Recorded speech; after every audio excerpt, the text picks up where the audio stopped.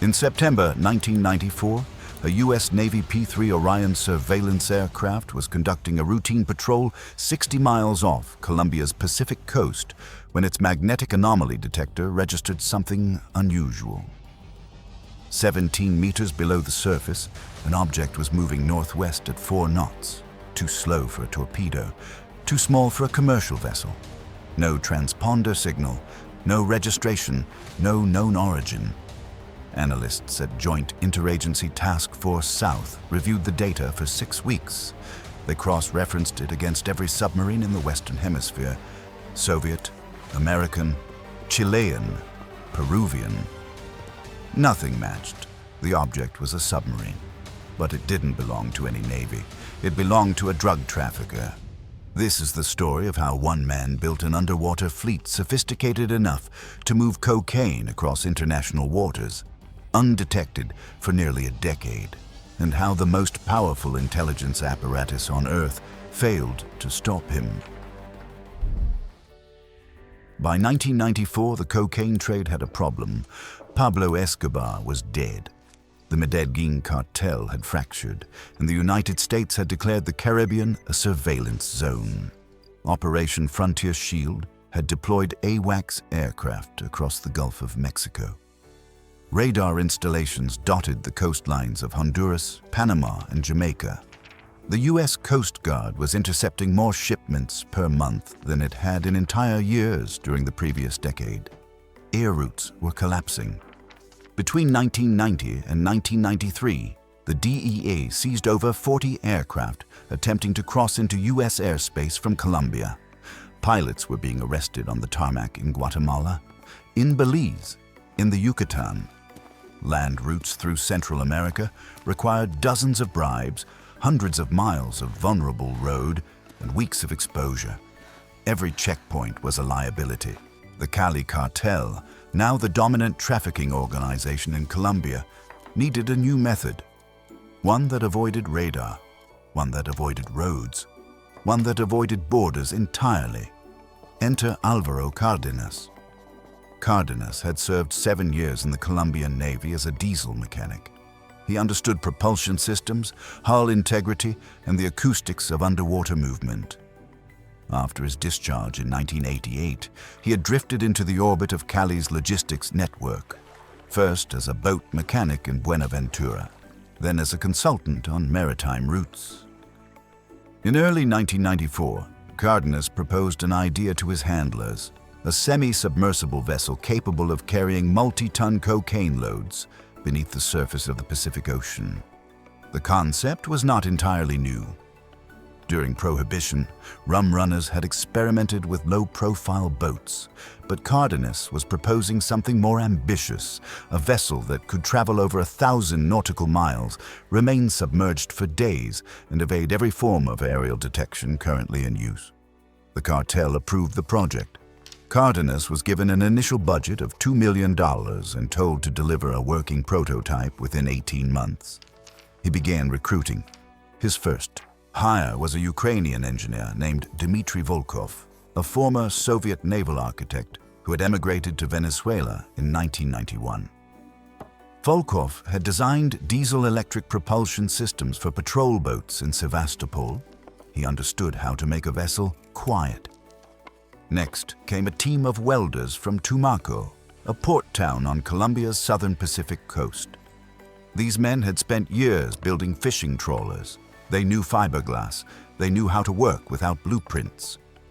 Cardenas established his first shipyard in a mangrove swamp 12 kilometers inland from the coast, accessible only by a single unpaved road that flooded during the rainy season. The location was chosen for one reason: satellite overpass schedules. The dense canopy and irregular terrain made overhead imaging nearly useless. Materials arrived in pieces: fiberglass resin from Ecuador, diesel engines from Panama, navigation equipment purchased through shell companies in Miami. Every component was sourced from a different country, paid for in cash, and transported by a different courier. By November 1994, the first hull was taking shape. It was 100 feet long, 12 feet wide, Designed to ride just below the waterline with only a snorkel exhaust and a small conning tower visible above the surface. Payload capacity, 4 to 5 metric tons. Cardenas called it La Sombra, the shadow. The first test nearly ended the project. In February 1995, Cardenas ordered La Sombra launched into a tributary of the Patia River, 30 kilometers from the shipyard. The vessel was empty, crewed by 4 men, and intended to travel only 6 kilometers downstream before surfacing. It sank within 40 minutes. The problem was buoyancy calibration. Volkov had miscalculated the displacement ratio. The vessel was too heavy in the bow, and when the crew attempted to submerge, water flooded the forward compartment through an improperly sealed hatch. No one died, but the submarine was a loss. Cardenas did not panic. He ordered a second hull constructed immediately.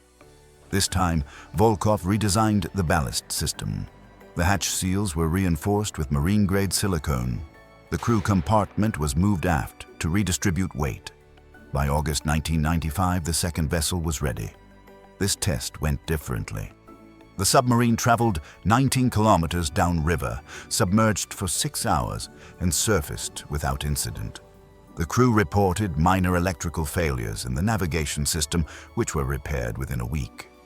In October, Cardenas authorized the first operational run. The vessel departed from a concealed inlet near Tumaco at 300 hours on a moonless night. It carried 3.6 metric tons of cocaine hydrochloride, packed into waterproof bales and distributed evenly throughout the cargo hold. The crew consisted of 4 men, a captain, an engineer, a navigator, and a deckhand. None of them had ever operated a submarine before. Cardenas had trained them himself over the previous 3 months. Their destination was a beach landing site near Puerto Escondido, Oaxaca, Mexico. Distance, approximately 1,400 nautical miles. Estimated travel time, 10 days. The journey was brutal. The vessel had no air conditioning. Temperatures inside the hull exceeded 100 degrees Fahrenheit during daylight hours. The men slept in shifts, 2 at a time, on narrow bunks bolted to the walls. Fresh water was rationed to 1 liter per man per day. The diesel engines produced carbon monoxide that accumulated in the compartment, despite the snorkel ventilation system. On day 7, the navigator developed symptoms of hypoxia. He was confined to his bunk for the remainder of the trip. On day 10, the submarine surfaced 300 meters off the coast of Oaxaca. A team of Mexican contacts met them in fishing pangas, transferred the cargo, and escorted the crew to a safe house in the hills above the beach. The cocaine reached its final destination, a distribution hub in Guadalajara, 4 days later. The DEA learned of the shipment 3 weeks after that. An informant in Jalisco reported an unusually large delivery of high-purity product. But by the time investigators traced the supply chain backward, the trail was cold. The submarine had already been scuttled in deep water off the Mexican coast. The crew had scattered. The shipyard had been disassembled and moved to a new location. No forensic evidence, no witnesses, no interception. Cardenas had proven his concept. He immediately began construction on a 3rd vessel. Between 1998 and 2001, Cardenas completed at least 7 successful transits. The numbers are imprecise because U.S. intelligence only confirmed the operations retroactively after informants and captured documents revealed the scope of the enterprise. At the time, the submarines were ghosts. They moved through waters patrolled by the most advanced surveillance systems in the world and left no trace. Each new vessel incorporated lessons from the last. The 3rd-generation design added a secondary ballast tank, allowing for faster submersion in emergencies. The 4th generation replaced the fiberglass hull with a steel-reinforced composite that reduced sonar signature. The 5th generation included a thermal shielding layer that made the vessel harder to detect with infrared sensors. Cardenas was not merely building submarines, he was iterating. By 2000, he had established a second shipyard in the Esmeraldas province of Ecuador. The facility was larger, better equipped, and capable of producing 2 vessels simultaneously. He recruited a second engineering team, this one staffed by Colombian Naval Academy dropouts who had washed out of the legitimate military but retained their technical training. He also began franchising. In 1999, Cardenas sold design specifications to a trafficking organization affiliated with the Sinaloa cartel. The price was $4 million, paid in installments tied to successful deliveries. The Mexicans built their first submarine within 8 months, using Cardenas's blueprints and a construction team trained at his Ecuadorian shipyard.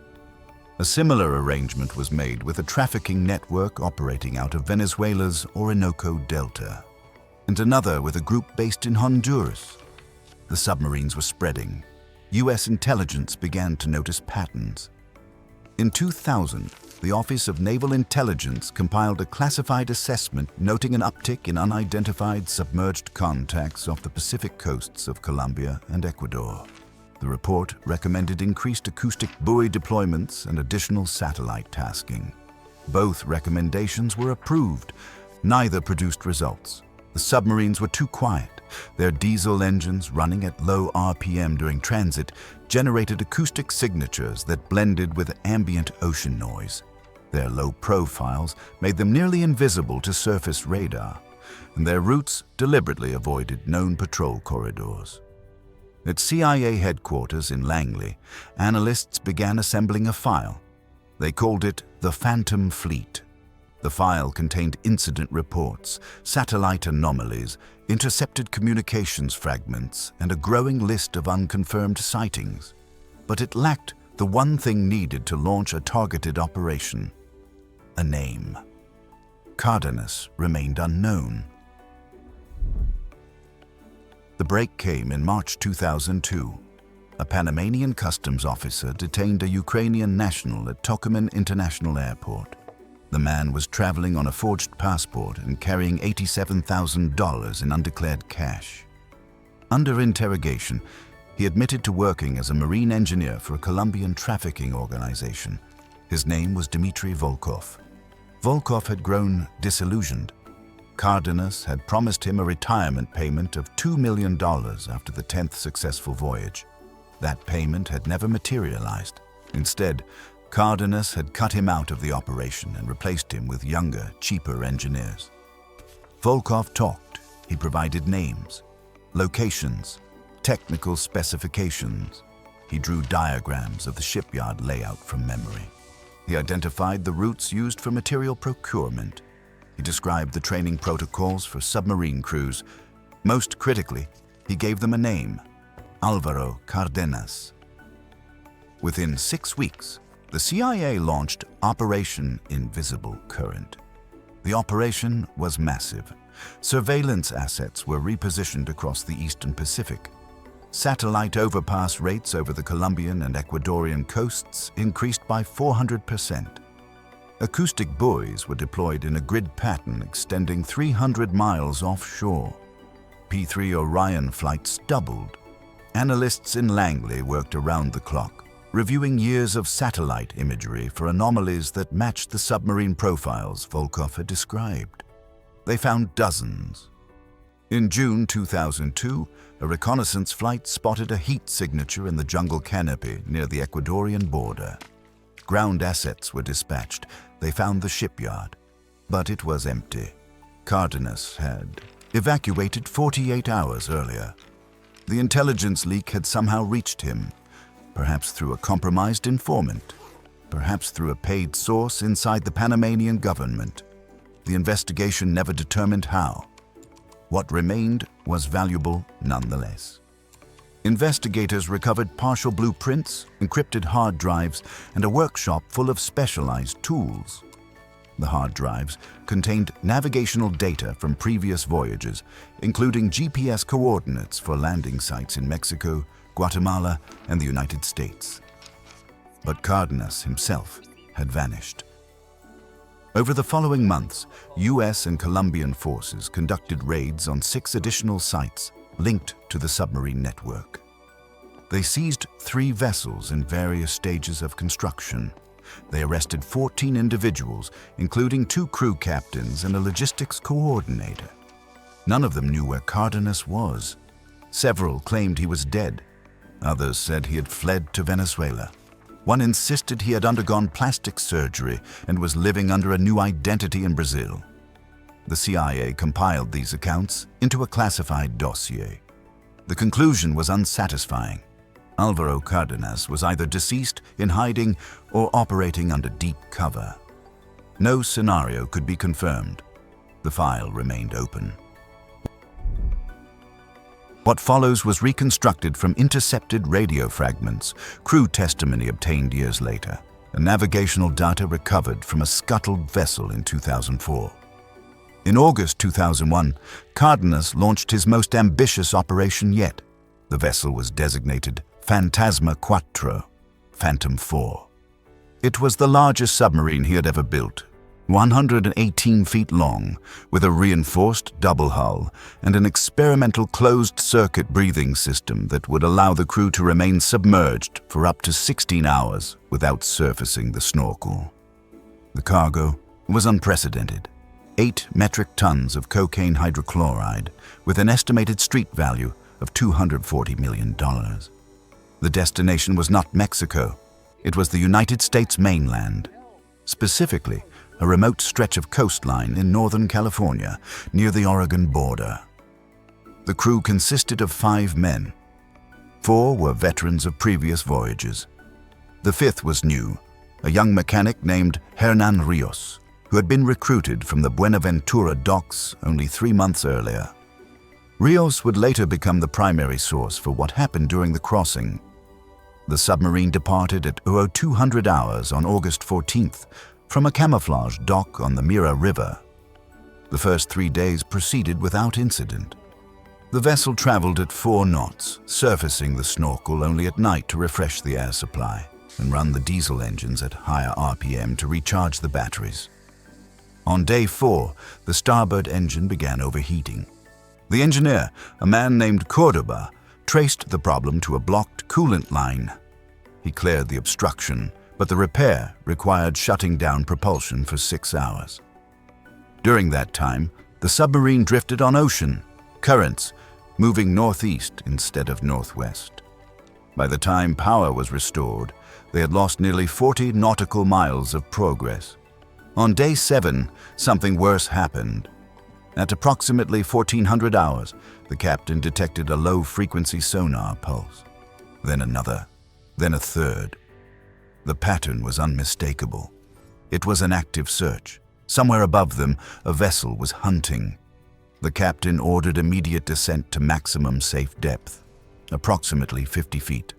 The crew shut down all non-essential systems. The interior lights went dark. The ventilation fans stopped. In the silence, the men could hear their own heartbeats. For 3 hours, they waited. The sonar pulses continued, growing louder, then fainter, then louder again. The search pattern was methodical. Whoever was above them was not leaving. Rios later described the experience as the longest 3 hours of his life. The temperature inside the hull climbed past 110 degrees Fahrenheit. The air grew thick with carbon dioxide. 2 of the crew began showing signs of hypoxia, confusion, slurred speech, impaired coordination. The captain rationed the emergency oxygen supply, releasing small bursts every 15 minutes to keep the men conscious. At 1720 hours, the sonar pulses stopped. The captain waited another hour before ordering the snorkel raised. Fresh air flooded the compartment. The crew gasped, coughed, vomited. 1 man wept, but they were alive, and they had not been detected. Rios asked the captain what had been searching for them. The captain did not answer. The submarine reached the California coast on day 12. The landing site was a rocky inlet accessible only by a single dirt road. A team of American contacts met them in inflatable boats. The cargo transfer took 4 hours. By dawn, the submarine was gone. It was scuttled in 200 feet of water, 3 miles offshore. The crew was transported to a safe house in Eureka, then dispersed across the country using forged documents. U.S. Customs had no record of the delivery. The Coast Guard had no record of the vessel. The Navy had conducted a routine anti-submarine exercise in the area that week, the source of the sonar pulses, but had detected nothing of interest. The submarine had passed directly beneath an American warship, and no one had known. Cardenas disappeared. His submarines did not. Between 2005 and 2020, law enforcement agencies across the Western Hemisphere seized more than 180 narco-submarines. The vessels ranged from crude semi-submersibles to fully submersible craft capable of diving to depths of 60 feet. Some were intercepted at sea. Others were discovered in jungle shipyards. A few were found scuttled in shallow water, their cargo already offloaded. The designs varied, but the lineage was unmistakable. Naval engineers who examined the seized vessels identified common structural elements: the ballast, configuration, the snorkel exhaust placement, the hull geometry. These features matched the specifications Volkov had provided in 2002. They matched the blueprints recovered from the Ecuadorian shipyard. Cardenas had created a template, and that template had proliferated. By 2010, narco-submarines were being built in at least 5 countries. Shipyards were discovered in the jungles of Ecuador, the mangrove swamps of Colombia, the river deltas of Venezuela, and the remote coastlines of Honduras and Guatemala. One vessel, seized in 2019, had been constructed in a warehouse in southern Mexico using materials sourced entirely from hardware stores. The production had become decentralized. The knowledge had spread too far to contain. The U.S. military responded with resources typically reserved for state adversaries. The Coast Guard deployed cutters equipped with sonar systems designed to track nuclear submarines. The Navy assigned P-8 Poseidon aircraft, the most advanced maritime patrol platform in the world, to counter narcotics missions. The Department of Defense developed a classified algorithm to predict submarine transit routes based on weather patterns, ocean currents, and historical intercept data. In 2015, a congressional briefing on transnational organized crime included a section titled "The Submarine Threat." The briefing acknowledged what analysts had known for years. Drug trafficking had entered a new technological phase. The cartels were no longer simply evading law enforcement. They were engineering around it. The cost of this escalation was staggering. A single narco submarine could be built for $1 to $2 million. The vessels it evaded, Coast Guard cutters, Navy destroyers, surveillance aircraft, cost hundreds of millions to operate. The economics favored the traffickers. For every submarine intercepted, analysts estimated that 3 to 5 completed their journeys undetected. The mathematics were grim, and they traced back to a single innovation. As of 2025, Alvaro Cardenas has never been officially charged with any crime. No confirmed photograph of him exists in any law enforcement database. His birth date is disputed. His current whereabouts are unknown. Multiple intelligence agencies across 4 countries maintain active files on him, but none have produced an indictment. In internal assessments, his name appears alongside a technical legacy that reshaped transnational smuggling. The semi-submersible design he pioneered is now standard across multiple trafficking organizations. The training protocols he developed are still in use. The shipyard model he created, decentralized, mobile, disposable, has been replicated dozens of times. Hernan Rios, the young mechanic who survived the 9th voyage, was arrested in 2007 on unrelated charges in Texas. During plea negotiations, he provided a detailed account of his time working for Cardenas. His testimony filled gaps in the operational record that had puzzled investigators for years. When asked if he knew what had happened to Cardenas, Rios said only this: Men like him don't get caught. They become stories. In 2019, a senior U.S. Naval intelligence officer wrote a memo summarizing the state of counter-narcotics submarine operations. The document, later partially declassified, contained a single line that has since been quoted in academic papers, congressional testimony, and law enforcement training materials. It read, "Cardenas wasn't just a smuggler. He was an engineer who rewrote the logistics of transnational crime." The surveillance systems have improved. The interdiction rates have increased, but the submarines keep coming. Some threats are never neutralized. They simply adapt.